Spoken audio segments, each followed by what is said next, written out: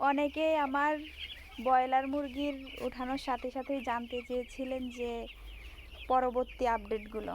এখন আমার ব্রয়লার মুরগির বাচ্চার বয়স 10 দিন, একটা মুরগির বাচ্চাও মারা যায় নাই। এখন মাপবো কেমন আসছে। ধরে দাও।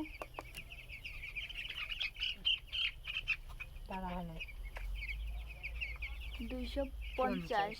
আরেকটা দাও, এটা দাও, এই যে গলু গলু, এই দাঁড়া।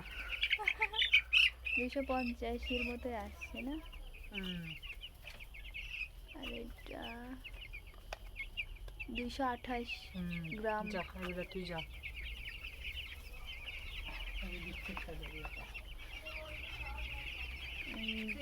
100 পিসের 100 পিসই আছে আলহামদুলিল্লাহ। দৌড় মারে। ওই তো এটাও তোমার